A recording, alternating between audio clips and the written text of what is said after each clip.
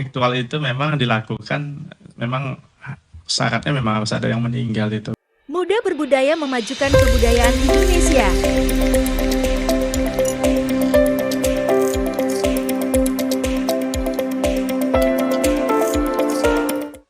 Ya, selamat pagi pendengar RRI dimanapun Anda berada ya. Senang sekali bisa berjumpa kembali di udara bersama Edi Suroso ya, lewat Dialog Kalteng Menyapa pada edisi hari ini, Senin 27 November 2023.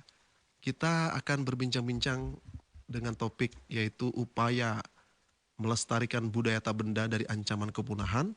Di studio saat ini di RRI Net, pemirsa sudah hadir di tengah-tengah kita narasumber yaitu pamong budaya ya, yaitu Bapak Yusri dan juga mahasiswi magang yaitu Mbak Anis ya, kita panggil Mbak Anis saja. Selamat pagi Pak Yusri. Selamat pagi Pak Edi. Bagaimana kabarnya Pak Yusri? Alhamdulillah sehat. Ya. Senang sekali ya kita ya Pak Yusri ya, sudah kemarin sempat kita juga di udara ya dialog juga, sekarang kita kembali lagi ketemu di sini. Selamat pagi juga Mbak Anis, apa kabarnya pada pagi hari ini? Sehat ya?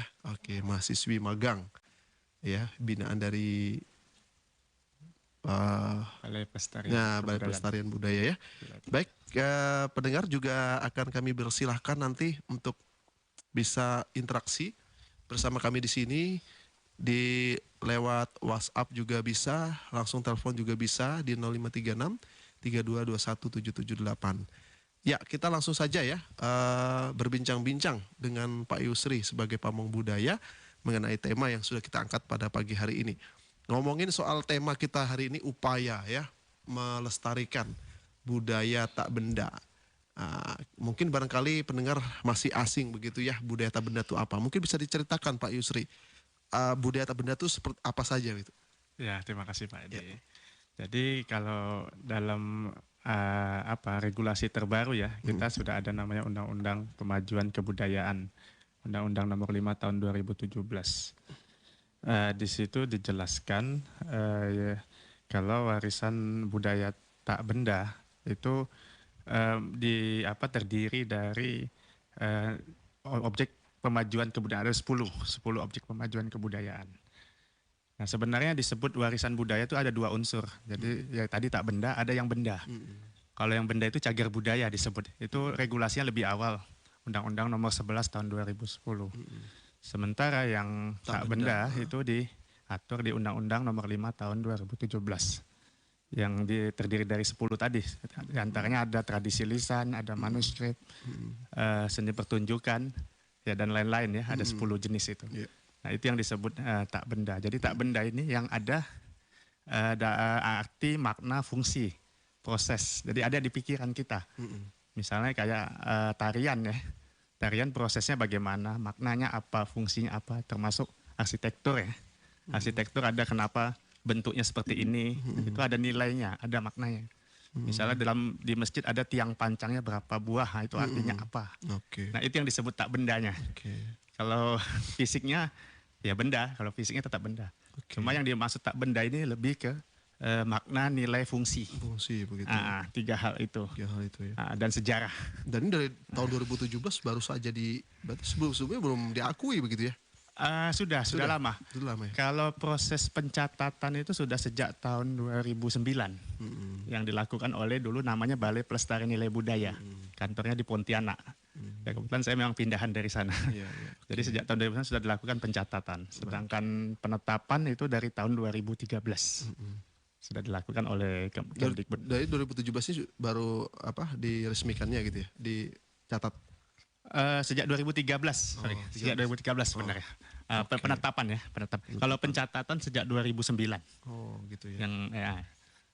Ini banyak sekali ya di Indonesia ini ya, ragam-ragam tarian itu, termasuk ini warisan budaya tak benda begitu ya. Betul.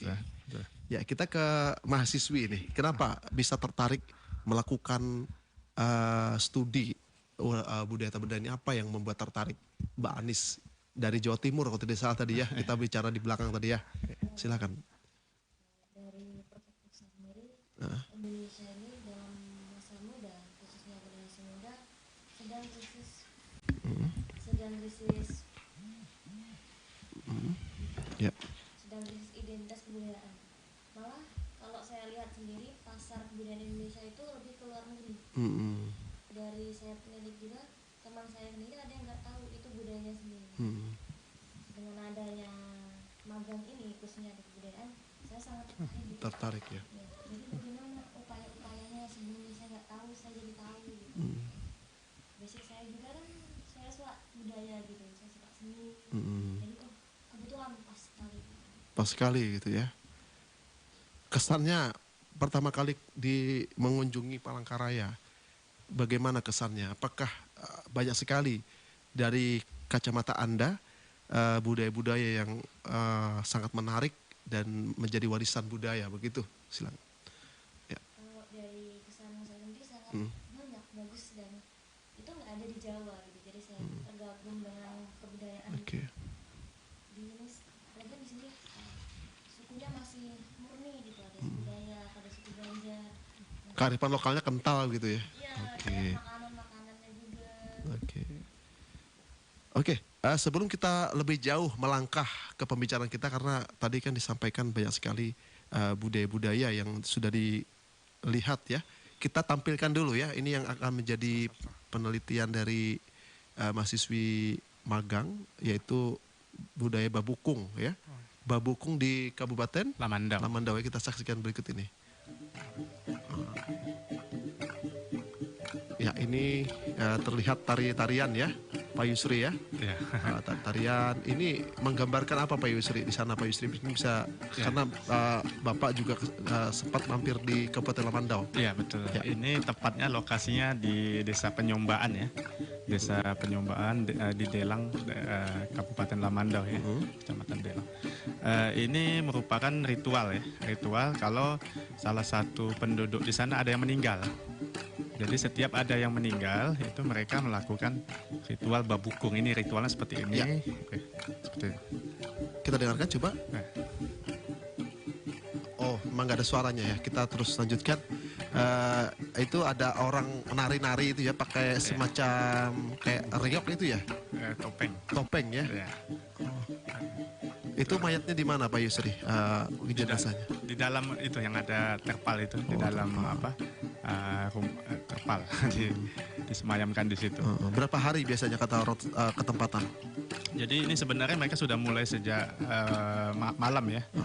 Malam. Jadi sebelum sekitaran warga itu memberikan apa makanan gitu ya. Sumbang-sumbang. Ini intinya sebenarnya menghibur orang yang sedang berduka. Paham. Jadi sekampung itu memberikan makanan, menyumbangkan. Nah pas malam itu ada acara makan bersama ya sebenarnya. Malam sebelum mulai ini. Nah ini acara bukung pagi-pagi sampai tengah siang. Oh, berarti artinya ini mereka menari-nari ini untuk menghibur yang berduka ya? Iya, intinya begitu. Dan datang orang banyak itu mengasih memberi sumbangan makanan. Dan ini merupakan budaya sudah turun-temurun ya? Sudah turun-temurun. Semenjak ini khususnya dilakukan oleh penganut Kaharingan. Kebetulan di Desa Penyombaan itu kurang lebih 80 kakak ya.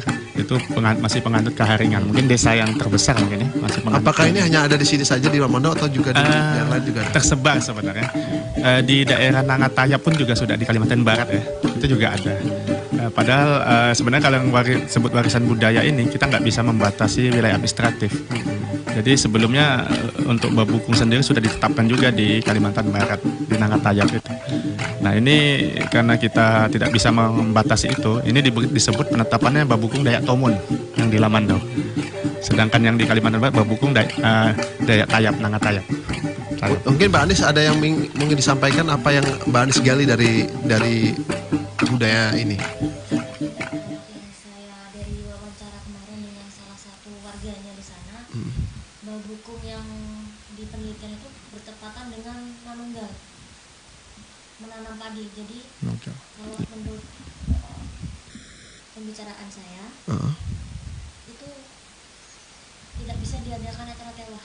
Jadi cuma bisa acara babukung 1x7. Jadi mayatnya disimpan 1 kali selama 7 hari dalam rumah. Dan pada hari ke-7 babukung itu dilaksanakan untuk menghibur warga yang meninggal. Maaf, bukan warga yang meninggal tapi keluarganya yang ditinggalkan.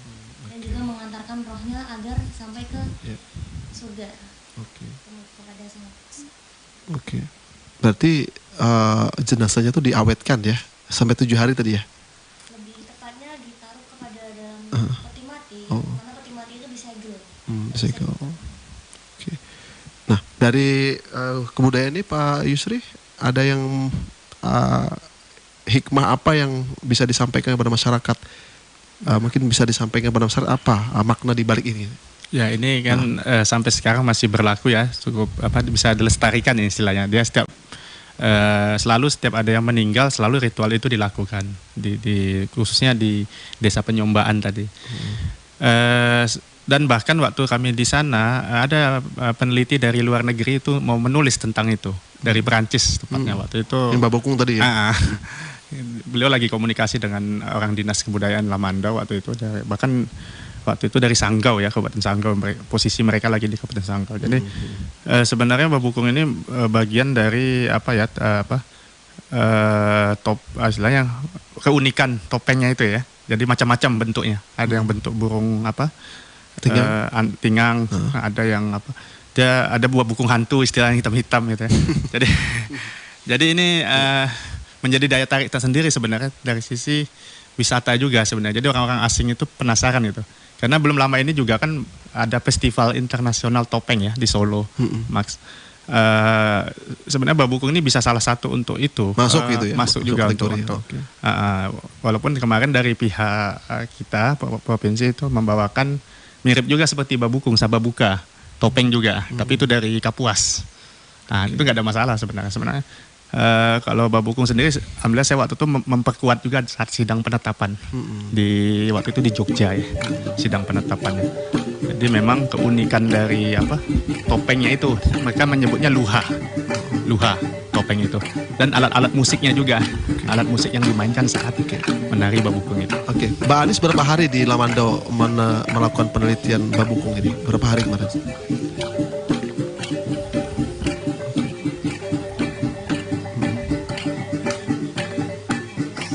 Geser gitu ya. Tapi udah banyak didapat sana yang digali udah ya, terkait dengan data-data ya. Oke.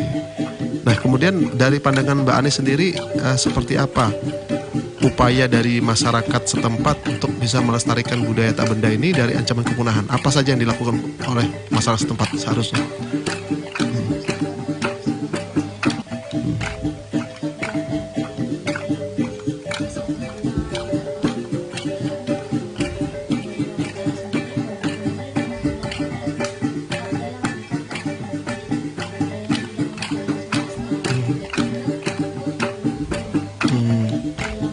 Itu bukan agama berarti ya, artinya itu sebuah adat istiadat aja gitu ya.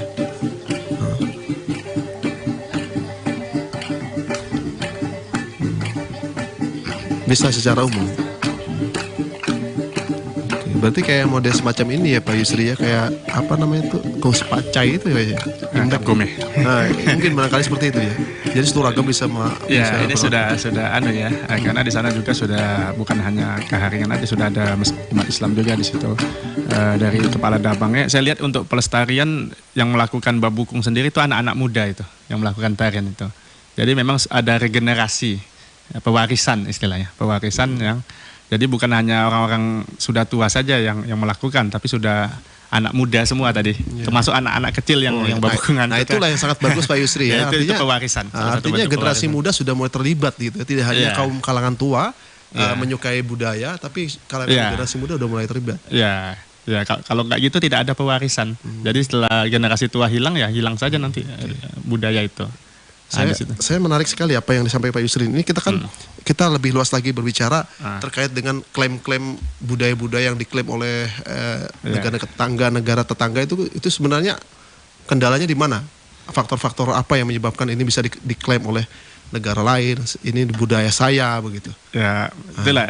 Memang tadi di awal kan kita katakan bahwa budaya itu tidak bisa dibatasi wilayah administratif. Ya, baik di negara, kabupaten, kota, provinsi. Karena dia persebarannya tadi nilai budaya. Jadi dia bisa persebaran di mana saja tergantung yang pelaku budayanya. Ya kan kita tidak bisa melarang, misalnya yang lagi ramai misalnya reok ya, mereka ke Malaysia, yang padahal yang pelaku budaya reoknya ya mereka sendiri, yang orang Jawa Timur ke Malaysia gitu. Saya pikir tidak ada masalah lah sebenarnya. Tinggal kita saja melalui Dirjen Kebudayaan itu antisipatif istilahnya. Jadi kalau mereka mengusulkan, usahakan itu warisan bersama. Seperti pantun misalnya, sudah jadi warisan bersama di UNESCO. Pantun, pencak silat. Nah cuma kemarin kita sedikit aja songket ya. Songket juga. Cuma tapi kadang-kadang ini menjadi polemik juga ya Pak Yusri ya. Artinya masyarakat Indonesia tidak terima gitu, diklaim oleh negara lain gitu. Kadang-kadang itu di medsos ya. Ya betul. Emang itu sudah lama, kalau bahasa ilmiahnya itu heritage war ya, perang warisan. Itu bukan hanya terkait benda-benda, juga seorang tokoh. Berarti ini artinya keturunan Jawa itu ke Malaysia, terus dia memainkan seniannya membawa gitu ya? budayanya. Ya kayak Bali saja, ada istilah ajak Bali. Kan di mana-mana orang Bali selalu ada budayanya dibawa gitu. Kayak kita di Basarang ya, contohnya di Kapuas itu kan kita lihat banyak pura di situ kan. Pura. Nah, itu kan tak bisa dihindari. Itu memang istilah mereka punya nilai namanya ajak Bali. Jadi budaya nggak bisa dibatas-batasi wilayah tadi, baik negara maupun provinsi. Ya kalau kita penetapan ini tujuannya untuk pelestarian, bukan untuk klaim sebenarnya. Oke, gitu ya. Jadi jelas ya, artinya budaya tidak bisa dipaksa-paksa harus di sini. Iya nggak bisa. Nggak bisa. Karena orang ini kan aktif juga ya, masyarakat bergerak. Jadi pelaku gitu ya. budaya itu manusia itu berdiaspora gitu, bergerak. Kayak kuliner saja. Kita lihat di Palangkasnya sudah banyak pempek kan, pempek Palembang gitu. Itu kan tidak bisa dihindari. Gitu ya. Kemplang segala macam. Itu contoh saja. Bahkan tidak ada satupun ciri khas gitu ya. Sehingga teralihkan dan juga tergantikan. Istilahnya persebaran. Jadi budaya kan sebar bisa dari modelnya akulturasi. Menyesuaikan, bisa hegemoni. Contoh setiap saya berpantun, saya selalu menggunakan jawaban lokal, jangan cakep gitu loh. Kalau khusus ini bahalap. Nah betul, harus disosialisasikan. Harusnya beradaptasi gitu ya, dengan daerah. Dengan kalau di Banjarmasin di Kalsel bungas kan. Kalau di Lamando sega, kalau sini di bahalap. Kan bahasa lokal. Kita tanya Mbak Anis lagi. Mbak Anis kan tadi suka kesenian ya, di daerahnya kan banyak nih di Jawa ya. Kesenian apa yang sudah membuming, terus viral gitu, tentang apa aja di sana di Jawa Timur? Di Jawa Timur sendiri daerah saya Sebelang dan Gandrung. Daerah mana itu? Banyuwangi. Banyuwangi. Itu tarian juga ya bentuk? Kalau Gandrung itu tarian Banyuwangi sendiri. Kalau Sebelang itu ritual suku Osing, suku asli Banyuwangi daerah Desa Kemberan. Oke, jadi di sini ketika di sini udah berapa bulan di sini di Pangkalan? Di sini mahasiswa magang sudah dari 29 Agustus 2023. Apa aja yang sudah dilakukan di sini? Mungkin barangkali. Cukup banyak, kita udah ada webinar dengan Dirjen terkait proses, udah ada pembekalan bagaimana pendataan lapangan, bagaimana verifikasi lapangan, bagaimana alternatif pengambilan data lapangan apabila terjadi kesalahan seperti itu, dan banyak juga seperti bagaimana kita harus bersikap di masyarakat adat yang adatnya kita nggak tahu. Oke. Berapa tim kalau dari Jawa Timur sini kirim? Saya sendiri ya. Oke. Berarti mereka ini Pak Yusri tersebar gitu ya Pak Yusri ya? Ada 10 mahasiswa. Cuma dari berbagai kampus. Jadi ada dari Palangkaraya juga ada 2 orang. Dari Lambung Mangkurat ada 3. Universitas Muhammadiyah Banjarmasin ada 1. Dari Universitas Tanjung Pura ada 2. Dari Jember 1, dari Mataram 1. Mataram, jadi ada disebar memang diacak. Karena dari pusat yang menentukan di mana lokasi rekrutmen juga. Oke, begitu ya. Mereka ini melakukan studi berapa bulan Pak Yusri di Kalteng ini? Ya, kurang lebih 1 semester ya, 6 bulan. 6 bulan jadi, tugas mereka kan nama jabatannya tuh asisten pendata OPK ya, kalau yang bidang tak benda tadi, sama asisten pendata cagar budaya. Jadi sebenarnya tujuannya memutakhirkan data yang sudah ditetapkan, salah satunya Babukung tadi sudah ditetapkan, kita mutakhirkan lagi apakah masih dilaksanakan atau sudah punah gitu kan. Termasuk data-datanya diupdate, mungkin ada dari sisi sejarah, dari sisi pelaksanaannya, prosesnya. Nah itu mereka melakukan itu baik yang benda maupun tak benda. Oke, baik. Nah, dan menginput di namanya data pokok kebudayaan. Oke, baik, kita break dulu ya. Kita akan lanjutkan lagi perbincangan kita pada pagi hari ini. Sangat menarik sekali di acara Dialog Kalteng Menyapa bersama Edi Suroso dan juga Pak Yusri dan Mbak Anis.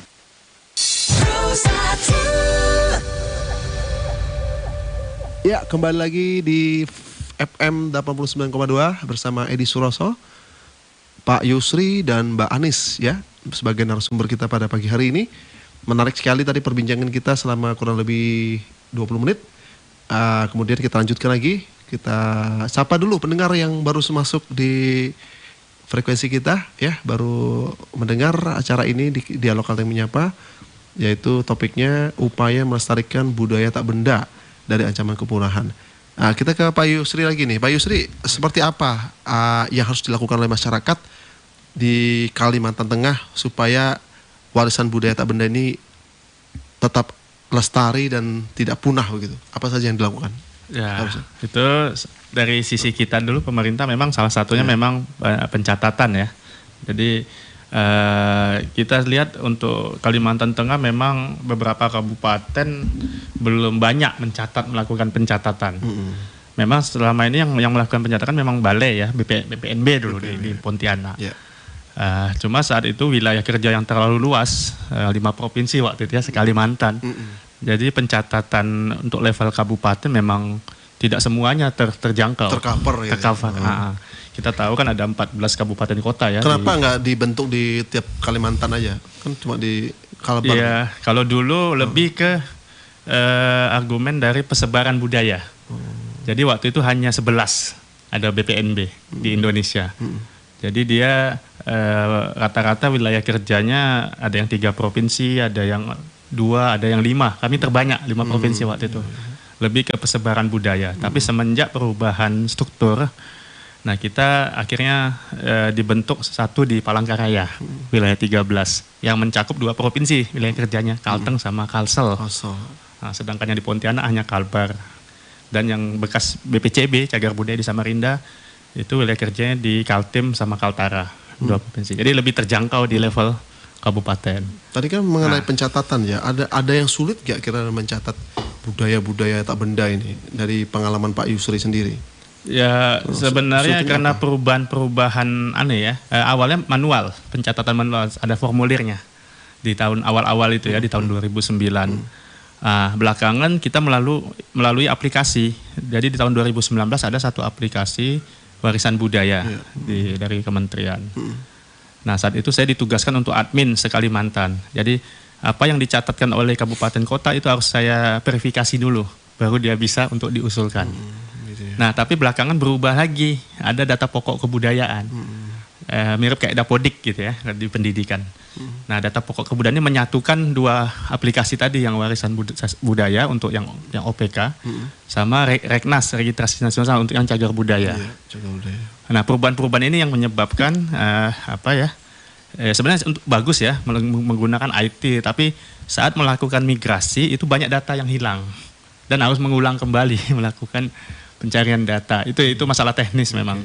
Nah, itu yang akan dilakukan kembali melalui program MBK ini sebenarnya. Kita menyelamatkan data yang sudah pernah dicatatkan juga salah satunya.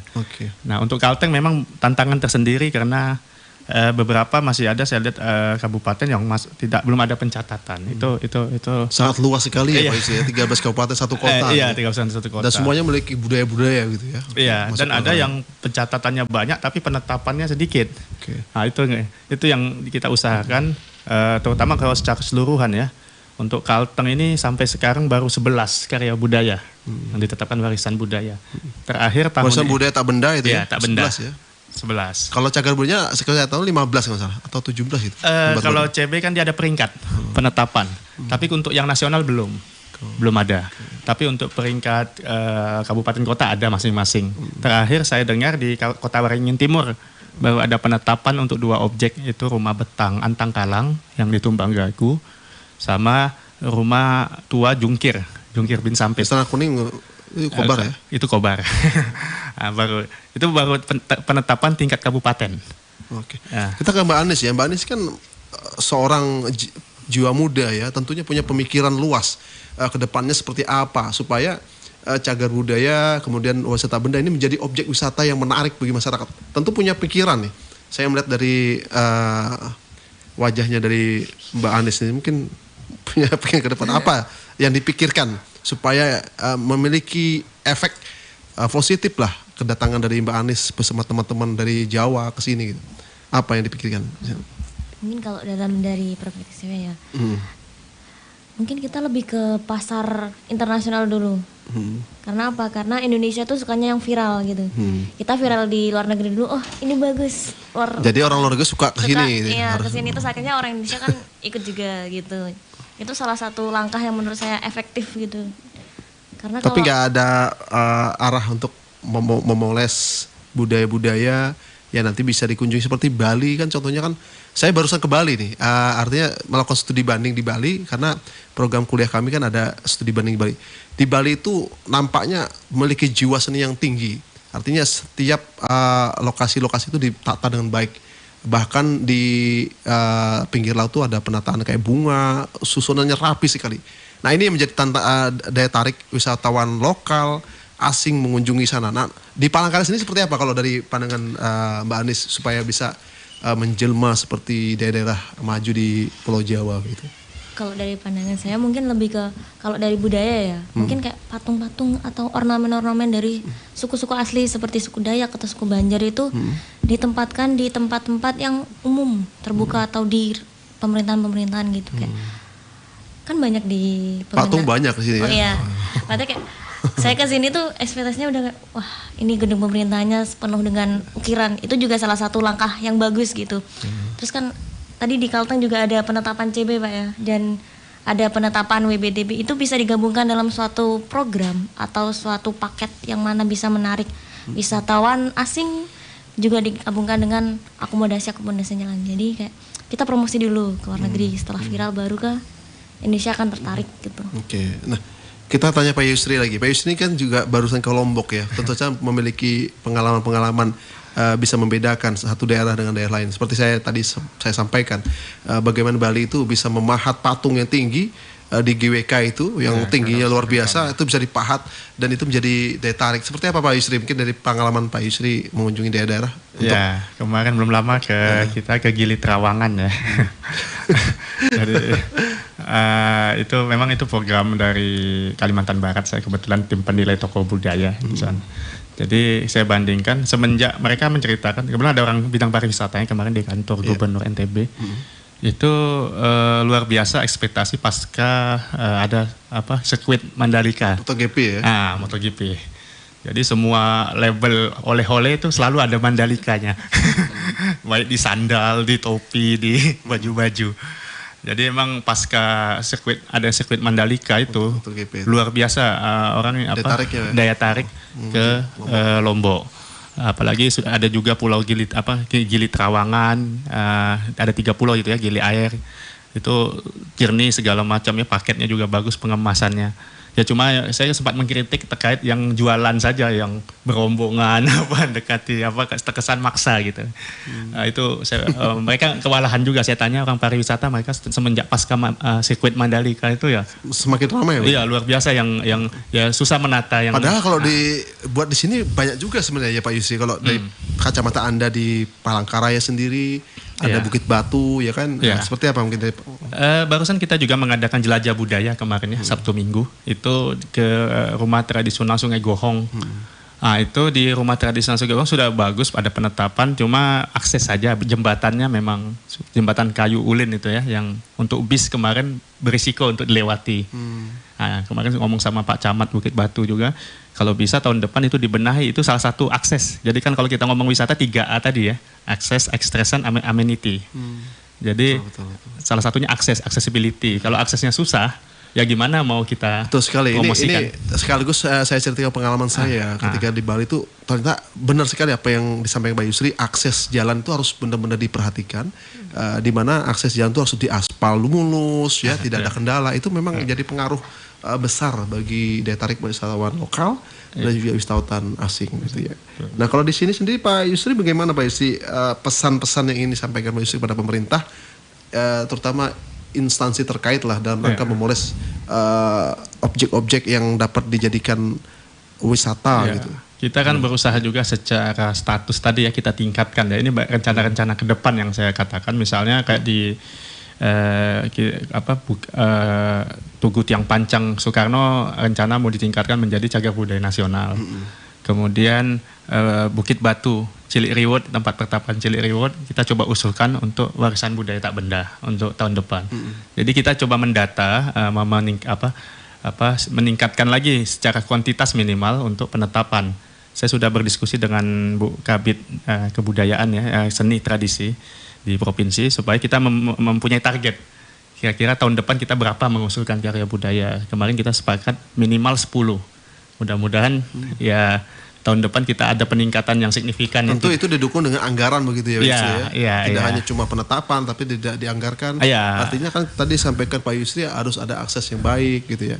Ya kalau penetapan kan bagian dari itu sebenarnya. Jadi kalau sudah ditetapkan, idealnya memang udah ke tahap pemanfaatan dan pengembangan. Nah itu sudah idealnya sudah masuk di anggaran APBD masing-masing kabupaten kota untuk pelestariannya. Jadi maksudnya setelah penetapan warisan budaya, setelah itu bukan selesai, harusnya tadi. Harusnya itu fungsi untuk pelestarian. Jadi ada anggaran khusus untuk melakukan pelestarian terhadap karya budaya itu. Itu tujuan dari penetapan. Dan saya sempat juga ke Pelabuhan Banyuwangi ya, di Pelabuhan Peri penyeberangan. Itu sangat ramai sekali ya. Dan itu bisa jadi ini menjadi role model juga bagi Palangkaraya. Artinya kan ini bisa jadi seperti susu sungai gitu ya. Ini disediakan kapal untuk menyeberang pulau gitu ya. Nah gimana tanggapan dari Mbak Anis terkait hal ini? Itu suatu hal yang bagus, tapi karena melihat dari jarak Kalimantan dan Pulau Jawa itu sangat jauh gitu, jadi kayak harga tiketnya pasti sangat mahal gitu ya. Jadi mungkin kalau ingin memajukan kebudayaannya, kita dari dalam dulu gimana mengembangkan sungai itu bisa kita, kalau dari pandangan pariwisata bisa kita jual apanya gitu ke masyarakat gitu. Apakah kalau di sini ada Taman Nasional Bangau ya, ada di Kobar tuh namanya Tanjung Puting ya. Itu masuk menyeberang sungai juga ya Pak Yusri ya. Iya. Gimana Pak Yusri? Ya itu salah satu nilai tambah sebenarnya. Kayak di wilayah Kota Waringin Barat, saya pernah juga kemarin nginap di satu hotel, itu rombongan turis dari Spanyol ya. Pas lagi check in itu, mereka pasti ke Tanjung Puting itu. Dan kemudian ada satu hotel yang memang arsitekturnya memang rumah tradisional, itulah mereka nginep di situ. Ya sebenarnya ini nilai tambah ya untuk di wilayah Kalteng yang ya tinggal kita meningkatkan saja pengelolaan tadi promosi dan sarana prasarananya untuk wisata itu.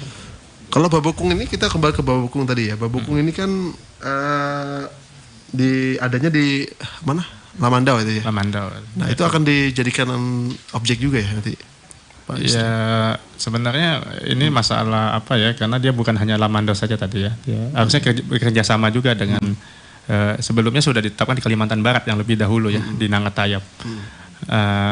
Kalau Lamandau ini memang dia khas ya, mungkin ada pemainan musiknya tadi, ada musiknya tadi sebenarnya di video itu.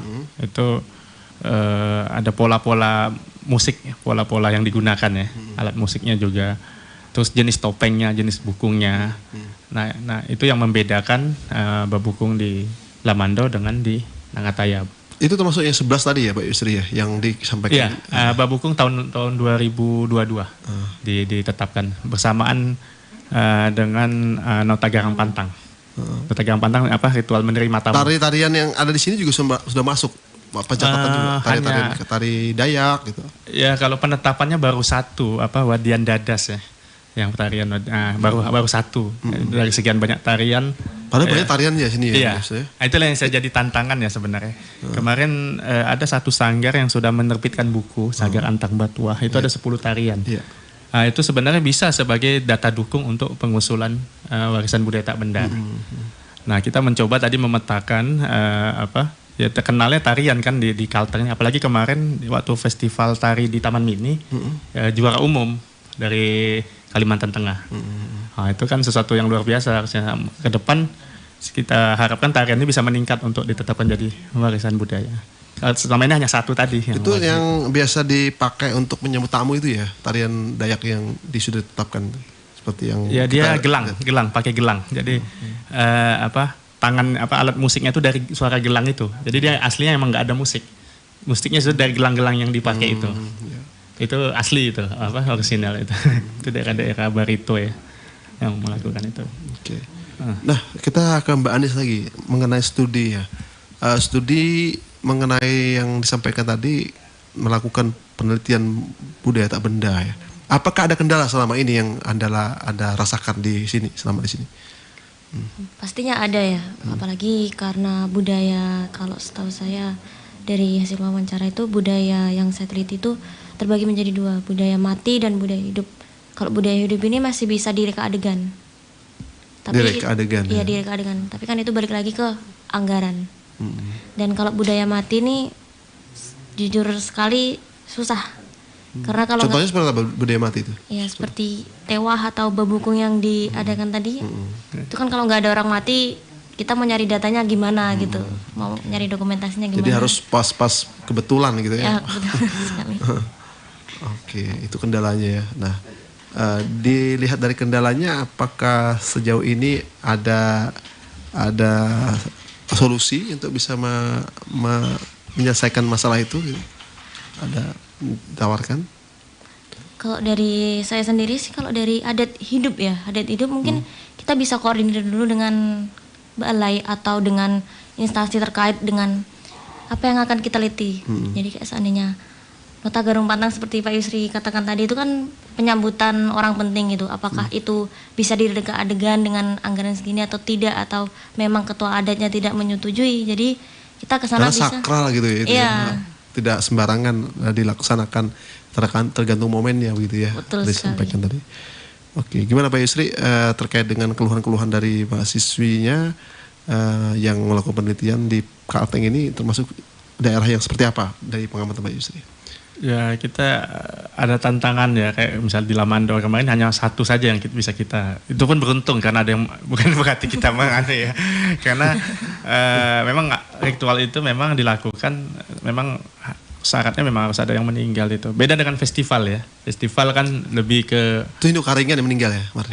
Iya, iya. Jadi ya kita sebenarnya menghibur sebenarnya, tidak berharap itu, tapi kan ya itulah namanya tradisi mereka yang turun temurun, yang sampai sekarang masih bertahan gitu ya. Itu yang apa, seiring waktu ya. Nah, cuma masalah di pelestarian ini selalu kan masalah pewarisan. Contoh kemarin saya berdiskusi dengan dinas dari Kota Waringin Timur ya. Sayang satu budaya tidak ada lagi di Teluk Sampit, itu semah laut. Karena katanya bertentangan dengan agama. Nah itu hal-hal gitu yang menjadi tantangan, karena itu terkait budaya. Jadi kita entitasnya berbeda, entitas agama dan entitas budaya gitu ya. Jadi ya memang kita nggak bisa menghindari, kayak kasus Kalimantan Barat itu selalu disatukan antara entitas budaya dan entitas agama. Sedangkan di sini saya lihat tidak begitu ya. Ya dia Dayak silakan Dayak walaupun Muslim atau non Muslim atau kayak gitu. Itu hal-hal yang sensitif sebenarnya, tapi sebenarnya itu suatu entitas yang ya, kayak kasus semah laut itu kan dalam arti dia budaya ya, maksudnya budaya, karena tahun ini itu ditetapkan di Kayong Utara di Pulau Karimata, semah laut itu. Nah itu yang kita sangat menyayangkan sebenarnya, sudah punah gitu kalau tidak dilakukan kembali. Nah ini sesuai dengan judul kita ya. Jadi termasuk budaya-budaya ini terancam punah kalau tidak dilakukan gerakan-gerakan pelestarian begitu ya. Iya. Ya itulah makanya kita mencoba tadi melakukan pencatatan, kan terdokumentasi untuk pencatatan. Karena untuk mencatatnya bukan sekedar deskripsi saja, di situ didukung oleh data foto maupun video. Apalagi untuk pengusulan harus ada kajian. Selalu saja kendalanya di kajian. Padahal tidak sekedar foto-foto kan gampang nih cari di Google atau apa gitu ya. Kendala utama biasanya di kajian. Kajian ini dilakukan bisa skripsi mahasiswa, bisa tulisan di jurnal, bisa dalam bentuk buku. Jadi yang dilakukan Lamando itu mereka menganggarkan khusus untuk mencetak satu karya budaya yang tahun depan rencananya Pagolaran sama Bagondang. Mereka udah siap. Nah kita harap kabupaten kota lain juga melakukan hal yang sama minimal. Ya sebenarnya kalau kita mencari sudah ada sebenarnya kajian-kajian yang sudah dilakukan. Oke. Contoh kemarin saya mencoba mencari di perpustakaan provinsi, itu dapat satu ngolunok makan antang, itu dari Murung Raya. Itu udah terbit tahun 92 bukunya. Itu udah kajian itu. Oke. Di 13 kabupaten 1 kota Kalimantan Tengah ini mana yang banyak ditemukan warisan budaya tak benda ini dari pengamatan Pak Yusri? Kalau data kita kan berdasarkan data ini ya, data yang Data real. penetapan pencatatan ya. Kalau tadi kayak penetapan kan 11 ya. 11 ini 3 diantaranya di Lamandau. Sisanya tersebar di kabupaten kota yang lain. Kalau dulu ada penetapan bersama satu provinsi kayak Karungut. Karungut kan dianggap ada semua di seluruh Karungut ya. Jadi kalau saya mengharapkan jangan hanya Lamandau untuk tahun depan ya. Jadi Sasar kabupaten lainnya gitu ya. ya termasuk kota Palangkaraya sendiri. Rencana dari kota Palangkaraya mengusulkan ini wadi, proses pengawetan makanan. Itu pengetahuan tradisional. Kemarin kita jelajah budaya juga. Kita melihat sendiri proses pembuatan wadi. Pakai garam. Iya, pakai garam, pakai beras segala macam gitu ya. Itu harus disimpan dulu selama 4 hari baru bisa dimakan itu ikan patin. Nah, itu salah satunya itu sebelum ada teknologi modern untuk mengawetkan makanan. Bagus itu ya diteliti ya. Zaman dulu sudah bisa mengawetkan makanan dengan proses wadi itu. Mudah ini bisa jadikan sebuah objek begitu ya. Iya. Baik, karena keterbatasan waktu kita tiba saatnya pada kesimpulan pada kesempatan pagi hari ini. Kita beri kesempatan dulu kepada Mbak Anis ya untuk menyimpulkan apa yang disampaikan dari awal sampai akhir tadi. Seperti apa harapan Mbak Anis terkait dengan yang kita dialogkan ini dan kemudian bagaimana caranya ke depan supaya warisan tak benda ini tidak terancam punah gitu. Silakan. Ya. Baik, mungkin harapan saya lebih ke warga muda, masyarakat muda itu lebih kayak ekspresif atau lebih aktif dalam kebudayaan, entah itu tidak memandang suku, agama, ataupun ras. Jadi kayak tidak membandingkan biar tidak terjadi kasus seperti yang Semah Laut itu. Kan sayang kalau itu sampai hilang gitu. Itu kan sebagian identitas budaya kita, identitas Indonesia sebagai warga Indonesia yang berbagai suku, berbagai ras. Jadi kedepannya mungkin lebih ditingkatkan toleransinya, lebih ditingkatkan kesadarannya. Apakah ini perlu dilestarikan? Apakah ini identitas saya gitu? Mungkin harapan saya seperti itu. Oke, ada tambahan lagi? Cukup ya? Cukup. Oke, silakan Pak Yusri. Pak Yusri, bukan hal yang sama tadi pertanyaannya. Ya, untuk menghindari tadi kepunahan ya, saya harap ini dukungan stakeholder kota maupun provinsi, termasuk saya di Balai Pelestarian Kebudayaan, kita sinergisitas ya untuk kedepannya dapat meningkatkan tadi pencatatan maupun penetapan, baik itu tak benda maupun cagar budaya ya. Karena tahapan untuk itu memang berproses. Kalau untuk cagar budaya harus ada tim ahli cagar budaya. Jadi tidak semua kabupaten kota punya, tapi bisa meminjam bahasanya secara di SK kan. Kayak contoh yang dilakukan Kota Waringin Timur belum lama ini, itu bisa diikuti kabupaten kota yang lain gitu ya. Termasuk yang tak benda ini memang masih terpusat ya penetapannya. Ya kita akan koordinasi nanti ke depannya ada BIMTEK sebelum kita usulkan untuk tahun depan. Jadi memang kita seleksi juga yang potensi untuk penetapan. Jadi bukan asal mengusulkan. Karena ada kriteria-kriteria tadi yang usia minimal 50 tahun, terus kajiannya, foto segala macam. Mudah-mudahan ke depan dengan hadirnya BPK di sini akan mengadakan perubahan baik dalam hal cagar budaya maupun warisan budaya tak benda. Oke, baik. Terima kasih kepada Mbak Anis ya, kami ucapkan sudah hadir di acara ini dan juga Pak Yusri. Ya, terima kasih. Terima kasih serta pemirsa RRI Net dimanapun Anda berada dan Radio RRI frekuensi 89,2 FM sudah mendengarkan dialog kita. Kita akhiri sampai di sini. Sampai jumpa.